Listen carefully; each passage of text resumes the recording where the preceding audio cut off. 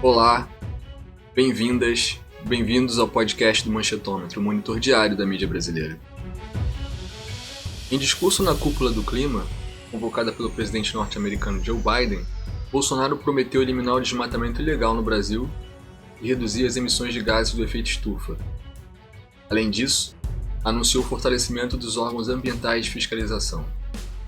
O discurso mudou, mas dada a falta de credibilidade, o negacionismo e a negligência do governo na área ambiental, apontados pela imprensa, não convenceu.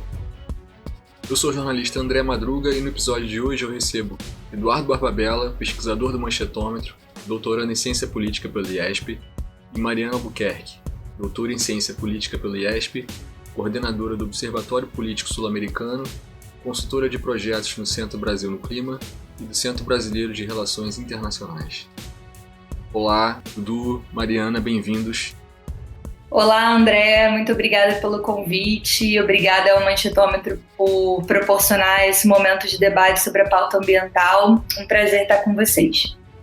Oi, André, obrigado pela parceria sempre. Obrigado, Mário, por aceitar o convite para discutir esse tema tão importante que é a questão do meio ambiente e a cúpula dos climas que nós tivemos nas últimas semanas.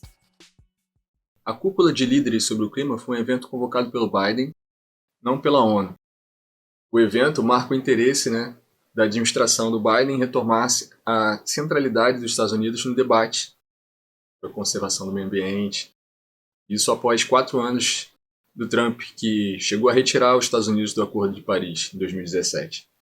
Então, Mário, o que a cúpula representa para o debate sobre a questão ambiental mundial e quais as perspectivas que ela deixa, pensando que em novembro temos a COP26, Conferência das Partes? André, essa pergunta ela tem diversas formas de ser respondidas. Eu vou tentar respondê-la pensando, que eu sou uma profissional de relações internacionais que trabalha com clima. Então, eu vou tentar conjugar essas duas perspectivas. A perspectiva do papel disso na política externa dos Estados Unidos e também como que o regime internacional de mudanças climáticas se desenvolveu nos últimos anos. Você mencionou algo muito correto na sua pergunta, que é o fato dessa cúpula de líderes ter sido convocada pelo Joe Biden e não ter sido uma iniciativa multilateral, e é exatamente isso.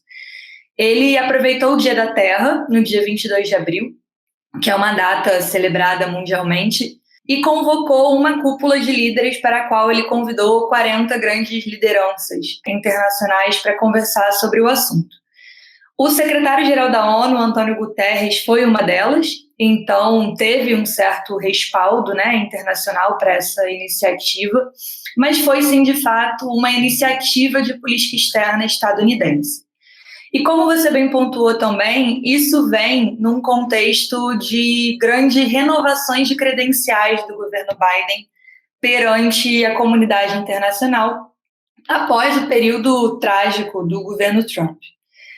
O governo Trump ele foi extremamente crítico do multilateralismo, da forma coletiva de soluções, dizendo que elas tinham um viés pró-China e que iam contra o interesse dos Estados Unidos. Segundo Trump, as organizações internacionais elas estavam contaminadas por interesses escusos vindo por parte do Partido Comunista Chinês e os Estados Unidos não deveria dividir as bolas, dividir os votos, não deveria dividir a construção do sistema. Essa é a verdade. Então, ele se afastou de inúmeras instâncias multilaterais e uma delas foi o Acordo de Paris, que é o principal acordo atual que tem metas de emissões individuais para os países, pensando aí na redução da emissão dos gases de efeito estufa no escopo da Convenção Quadro das Nações Unidas para Mudanças Climáticas, que é o grande acordo internacional sobre o tema, que foi assinado aqui no Rio de Janeiro, na Rio 92. Essa iniciativa do Joe Biden, da Kamala Harris, portanto, já é uma narrativa que vinha se desenhando desde o período eleitoral, quando eles se comprometeram como compromisso de campanha que trariam os Estados Unidos de volta para a cena multilateral e para o Acordo de Paris. A posição do Joe Biden ela vai na via oposta da do Trump, de que dentro do multilateralismo os Estados Unidos ficam mais fortes e não mais fracos. Então, esse interesse deles de voltar para o Acordo de Paris já era algo que vinha se desenhando desde a campanha, e a convocação dessa cúpula dos líderes foi o grande símbolo desse momento. E aí algumas questões assim paralelas para a gente pensar junto, analisar, né? Em relações internacionais, todo espaço que fica livre, alguém ocupa. E com o afastamento dos Estados Unidos da pauta ambiental nos últimos anos, essa agenda foi ocupada, em parte pela Europa, que aprovou o European Green New Deal e um plano de recuperação econômica pós-pandemia, pautado na economia verde, na economia de baixo carbono, na economia neutra. E, por outro lado, da China, que anunciou a neutralidade de emissões para 2060 e é o país que mais investe em tecnologia limpa, em tecnologia disruptiva e em mecanismos de responsabilização, inclusive do setor privado. A China, por exemplo, colocou a mudança climática e impacto ambiental como fator de classificação de risco para empresas, para outros países, para investimentos. Então, esse espaço estava sendo ocupado por outros países e o Biden fez uma manobra de política externa interessante de voltar à cena já colocando os Estados Unidos no espaço de liderança que, segundo ele, o país nunca deveria ter abandonado. Então, essa cúpula foi um evento virtual com a presença de 40 líderes e outras organizações, inclusive o presidente do Brasil, Jair Bolsonaro, mas também da China, também o primeiro-ministro do Reino Unido, diversas outras personalidades internacionais, para debater a questão ambiental mundial. Então, o que esse evento representa para o debate da questão ambiental, ele representa a volta dos interesses dos Estados Unidos à cena, a volta do compromisso dos Estados Unidos à cena, e também a centralidade que a questão ambiental toma. A gente tira a questão ambiental agora do âmbito da baixa política, né, da low politics, e traz ela para a preocupação central, passa a ser um tema aí de hard politics, algo que está de fato influenciando o interesse dos países. E isso acontece no momento em que o Reino Unido estava muito central na agenda por conta da realização da COP26 esse ano, a Conferência das Partes da Convenção Quadro das Nações Unidas sobre Mudanças Climáticas, que vai ser realizada no final do ano em Glasgow. Aí também é uma ocupação de espaço interessante, porque a gente não teve COP no ano passado, e no ano anterior, em 2019, a gente teve aquele problema da COP que ia ser realizada no Chile e trocou para a Espanha aos 45 do segundo tempo por conta dos protestos que estavam acontecendo no Chile. Então, a gente já vinha também de 2 anos em que as COPs ou não aconteceram ou foram extremamente turbulentas. Então, o Reino Unido também estava ocupando esse espaço de se colocar como o grande organizador da próxima COP e colocar aí, portanto, os seus interesses, né, na agenda central do debate. Então, o que a gente vai ver esse ano na COP é uma agenda que já chega com compromissos mais robustos. Os países vão ter que chegar na COP de Glasgow para negociar, de fato, compromissos substantivos, porque os compromissos retóricos eles já foram feitos agora. Então, eu acho que pode ser um elemento super importante para a gente continuar monitorando, continuar observando e ver como é que essas duas iniciativas vão se casar. Boa. Então, Dudu, como é que os jornais viram o discurso do Bolsonaro? O Globo, por exemplo, disse que o país passou de protagonista a pária na área do meio ambiente, né? E que o Bolsonaro não ficou nada confortável nesse papel de ambientalista, ninguém acreditou nele. A Folha resgatou que ele flertou na campanha em romper com o Acordo do Clima, né? E, por outro lado, continua agora prestigiando o ministro Ricardo Salles. O ministro Ricardo Salles é sempre visto como um empecilho, né?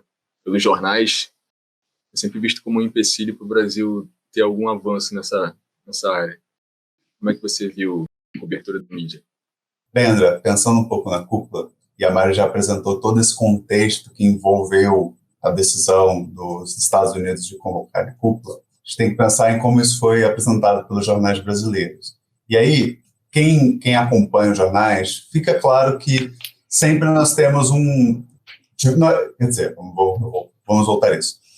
Fica claro, quem acompanha os jornais, que existiam 2 ministros que sempre foram muito questionados, né, no governo Bolsonaro. O Ernesto Araújo, e o Ricardo Salles. Foram dois ministros que foram sempre muito criticados. O chanceler, o ex-chanceler, Ernesto Araújo, saiu.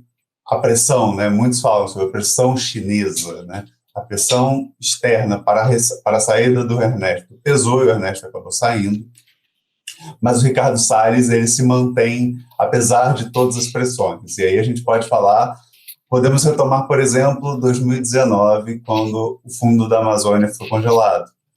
Né? Isso foi um baque, né? Isso foi um fator muito importante. O congelamento dos fundos, né? O Brasil não poder mais utilizar, as doações terem sido suspensas pela Noruega, foi um fator importante. Mesmo assim, o Ricardo Salles continuou à frente da pasta e, né, para relembrar um caso que aconteceu um pouquinho antes, né, alguns dias antes da cúpula, ainda um delegado que estava investigando o desmatamento na Amazônia e que estava acusando o Ricardo Salles de atrapalhar as investigações foi afastado também.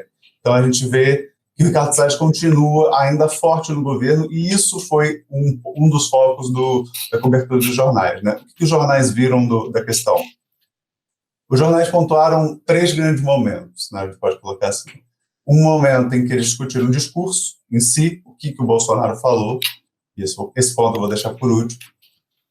Um segundo momento em que eles falaram sobre o Biden, sobre como a comunidade internacional viu todo o discurso, e aí eles falam, por exemplo, que o Biden não assistiu o discurso, né? Eles falam como se fosse um fator realmente muito relevante a assistir ou não aos discursos. Mesmo assim, a gente sabe que, muitas vezes, as conferências elas têm negociações prévias. Então, às vezes, não assistir um discurso é uma questão muito mais de você perder o prestígio. E aí aqui a gente tem uma discussão que a gente, né, que eu vou trazer mais um pouco depois também com a Mari, vou colocar a Mari nessa conversa daqui a pouco, pensando que muito se fala nos Estados Unidos sobre a perda de prestígio do Brasil na questão do meio ambiente e um suposto crescimento da Colômbia. A Colômbia seria o maior parceiro ambiental dos Estados Unidos na América do Sul. Então tem esse debate aqui e o jornal reproduz um pouco essa questão. E o terceiro ponto é como o Brasil, como aconteceu dentro do governo, como o governo recebeu toda essa questão do discurso. E aí vem, por exemplo, principalmente, né, que é o personagem principal, nesse caso, o Mourão. Então, o Mourão falou o que ele viu sobre as falas dos países, eles colocaram o Mourão. Por quê? Porque o Mourão é o presidente do Conselho da Amazônia. Então, o vice-presidente brasileiro é o presidente do Conselho da Amazônia, então ele é importante, mas ele foi retirado das negociações, retirado dessas discussões pelo Bolsonaro. Então, essas discussões sobre, talvez hoje, a figura mais importante nas discussões sobre o meio ambiente, que seja o vice-presidente, por estar no Conselho da Amazônia, ele foi escanteado no debate pelo presidente e, mesmo assim, os jornais procuraram o vice-presidente. Então, a gente vê que as coisas são muito mais complexas. E aí, voltando ao discurso, o que a gente viu sobre o discurso na mídia brasileira, né? A gente viu essas discussões, eles viram muito um Bolsonaro acuado.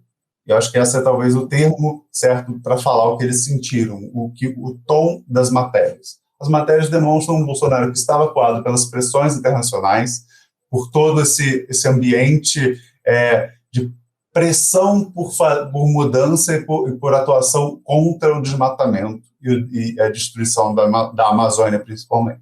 Então, a gente vê uma cobertura nos jornais que demonstra um Bolsonaro acuado, e que aí o Bolsonaro fez, na visão dos jornais, o que ele faz de melhor. Ele negou a negação. Ele negou, como a Mari falou, na campanha ele flertou com sair do Acordo de Paris. Durante o discurso, ele defendeu a bioeconomia, ele defendeu que ele vai combater o desmatamento, colocou as suas metas, apresentou suas metas. Então, ele foi num discurso de total contramão na visão dos jornais. Os jornais pontuaram isso e procuraram deputados, senadores que falaram sobre esse cinismo, sobre essa atuação do governo do presidente em falar coisas que ele não cumpriu. Então, o discurso foi o grande foco, né? O discurso do Bolsonaro foi o grande foco. E aí, até para trazer a Mari para essa conversa, pensando aqui, Mari, como que você que trabalha com o meio ambiente, você viu esse discurso como essa área, né, recepcionou esse discurso pensando, né, nas práticas que o governo Bolsonaro tem em relação à conservação ambiental? Como isso se constituiu? E se você puder explicar rapidamente também essa relação, né, essa mudança que é importante na questão geopolítica, a saída do Brasil como grande aliado dos Estados Unidos na questão ambiental da América do Sul, né, perdendo esse posto para a Colômbia, que normalmente era um adido mais militar. Dudu, eu vou de trás para frente para falar um pouquinho dessa questão da Colômbia, né? A Colômbia ela é um parceiro estratégico dos Estados Unidos há muito tempo. Então, o Biden, na verdade, ele reafirma essa aproximação com a Colômbia, né? A Colômbia teve nos últimos anos um período de processo de paz muito grande com as Farc, com a ELN, com os outros grupos internos armados do país, sempre com o apoio dos Estados Unidos por trás, sempre com essa grande supervisão, né? E a gente, às vezes, fica pensando no Brasil, na floresta amazônica, no território brasileiro, e a gente se esquece um pouco de que a floresta amazônica ela passa pelos outros países. A Colômbia ela tem em torno de 40% do seu território coberto pela floresta amazônica. Então, em termos percentuais, a Colômbia tem mais floresta no seu território do que o Brasil. Então, não é trivial essa aproximação dos Estados Unidos com a Colômbia também em temas ambientais. Só para relembrar algumas movimentações de fronteira que já aconteceram entre o Brasil e a Colômbia nesse âmbito, a gente tem a Operação Ágata, que trabalha no monitoramento de fronteiras da floresta amazônica super militarizada, e também o Tratado de Cooperação Amazônica, que fala bastante sobre essa gestão coletiva assim, em áreas de fronteiras entre os países amazônicos. Então, a aproximação dos Estados Unidos com a Colômbia, ela é muito mais por uma reafirmação dessa aliança estratégica do que, de fato, pela pauta ambiental, sabe? Eu acho que a gente precisa colocar numa perspectiva mais ampla de que a pauta ambiental é um assunto a ser tratado, mas não é ele que impulsiona, né? Como você bem pontuou, a gente já vem de um histórico aí de relações militares e de apoio. E agora, passando para o Brasil, pensando no discurso do Bolsonaro, você fez uma análise muito boa sobre por que esse discurso foi assim, recebido com certa incredulidade. Eu queria dar um passo atrás para falar um pouco do contexto em que esse discurso veio e por que ele gerou tanta incredulidade assim, né? Nas semanas anteriores à cúpula, a gente teve a queda do ministro Ernesto Araújo, que era um ministro super relacionado com a agenda do trumpismo, com essa agenda negacionista dos Estados Unidos. Então, pensou-se que, com a queda do Araújo, o Ricardo Salles seria o próximo, exatamente por ele simbolizar essa visão avessa à cooperação, avessa à agenda ambiental. Como você bem disse, o Bolsonaro acenou para a base e sustentou o Ricardo Salles, mesmo com todas as críticas internacionais. E como eu já falei lá no início, o espaço vazio se ocupa. O que aconteceu aqui no Brasil?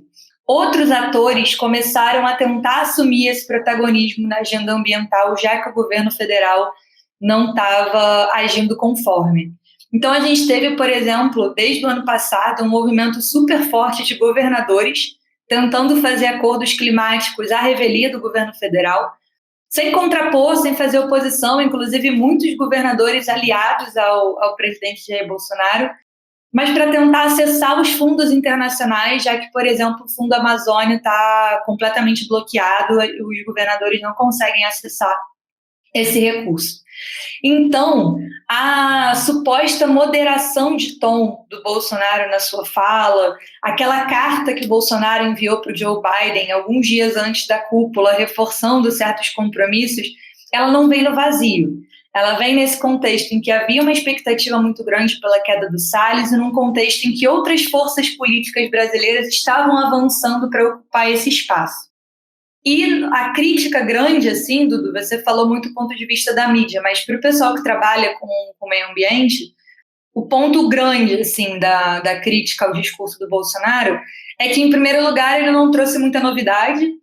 O Bolsonaro, ele reafirmou as metas de emissão brasileiras que já estavam no Acordo de Paris, na NDC, né, na contribuição nacionalmente determinada do país, e que são muito criticadas porque usam como ano base 2005, um ano em que as nossas emissões e o nosso desmatamento, por exemplo, estavam muito mais baixos do que o que são hoje. Então, isso é, entre muitas aspas, o que a gente chama de pedalada climática, pedalada ambiental. Você prometer que vai reduzir emissões com base em um ano base em que as emissões eram muito menores. O segundo ponto é que ele não disse como. Ele fez um monte de compromisso e não falou como que ele vai atingir. Pelo contrário, ele falou que precisa de dinheiro para poder atingir essas metas, sendo que a gente tem dinheiro para isso. O Fundo Amazônia é um desses acessos. E terceiro ponto, nas semanas anteriores também a gente viu um enorme corte de verbas ao IBAMA e a todos os órgãos ambientais brasileiros que teriam exatamente o papel de fazer esse como. Então a prática não casou com o discurso. E para não falar que não teve novidade, né, o grande novo compromisso assumido pelo Bolsonaro no seu discurso, também sem mencionar o como, foi a neutralidade de emissões, a neutralidade de carbono até 2050. O prazo anterior brasileiro era 2060. Mas todos os estudos apontam que, na nossa trajetória de emissões atuais, esse cenário não é factível. A gente teria que ter uma mudança 180 graus de política ambiental para poder, primeiro, atingir as metas que a gente se comprometeu, segundo, ser carbono neutro até 2050. Lembrando também que isso vem na esteira do compromisso da China com a neutralidade em 2060. Então foi um esforço aí do governo brasileiro de mostrar que vai conseguir fazer antes. Veremos, né? Porque em termos de investimento, a China está anos-luz na nossa frente em investimentos em tecnologia limpa. Queria agradecer a participação da Mariana, do Dudu. Ótimo debate. Obrigada, André. Reforço meus agradecimentos e parabenizo a iniciativa do Manchetômetro por realizar um podcast sobre o tema. E deixo como dica para todo mundo que quiser continuar acompanhando a agenda ambiental que siga as redes do Centro Brasil no Clima, @Centro Brasil no Clima nas redes sociais, e também as atividades do Núcleo de Meio Ambiente e Mudança Climática do SEBRE. Obrigado novamente pela parceria, né, que a gente está editando há muito tempo, tem dado certo. Obrigado, Mari, pela participação. Acho que resolveu muitas dúvidas que o nosso público com certeza tinha sobre essa questão da cúpula. Você acho que apresentou muito bem, as pessoas vão entender um pouquinho melhor esse tema, que hoje, como você bem pontuou, está aparecendo, surgindo cada vez mais, se tornando um fator importante na discussão política. Então, é importante a gente ter esse roteiro sobre o clima, para suas discussões no clima, para a gente apresentar para o nosso público, e você apresentou muito bem a questão. Então, muito obrigado pela participação. E obrigado, André. É isso. Neste episódio, você ouviu sobre a repercussão do discurso do presidente Jair Bolsonaro na cúpula de líderes sobre o clima. Para mais informação, acesse nosso site manchetometro.com.br e siga as nossas redes sociais. Se você reconhece que a democratização da mídia é fundamental para a nossa democracia, considere apoiar a campanha de financiamento coletivo do Manchetômetro. O link é benfeitoria.com/manchetômetro. Obrigado e até o próximo episódio.